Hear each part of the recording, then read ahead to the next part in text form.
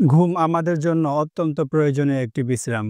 কিন্তু ভাবুন তো কি হবে যদি আমরা না ঘুমিয়ে থাকি? আমরা কত সময় টিকে থাকতে পারবো কোনরকম ঘুমানো ছাড়া? একজন প্রাপ্তবয়স্ক মানুষের দৈনিক ৭ থেকে ৮ ঘন্টা ঘুমানো প্রয়োজন বলে গবেষকরা জানিয়েছেন। এর কম হলে মানুষের স্বাভাবিক জীবনযাত্রায় কিছুটা ব্যাঘাত ঘটতে পারে। যাই হোক, আমরা ছোট করে জেনে নেই একটি মানুষ না ঘুমালে কি হবে। একজন মানুষ যদি ২৪ ঘন্টা না ঘুমিয়ে থাকে তাহলে দেখা যাবে তার মনোযোগ রাখার ক্ষমতা কমে যাবে, যার জন্য প্রতিক্রিয়া জানাতে দেরি হবে, মেজাজ খিটখিটে হয়ে যাবে, সেই সাথে চোখ জ্বালা পড়া শুরু হবে। যদি ৪৮ ঘন্টা ঘুম ছাড়া থাকা যায় তাহলে আপনার রোগ প্রতিরোধ ক্ষমতা দুর্বল হয়ে পড়বে। এতে করে সহজেই আপনার মধ্যে রোগবালাই বাসা বাঁধবে।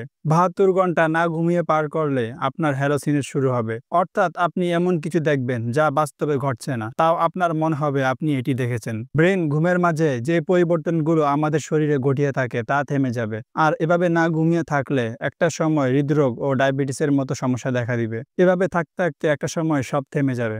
তাই সুস্থ থাকার জন্য ঘুম প্রয়োজন। শারীরিক জীবনে ভালো থাকার জন্য নিয়মিত ঘুমের কোনো বিকল্প নেই।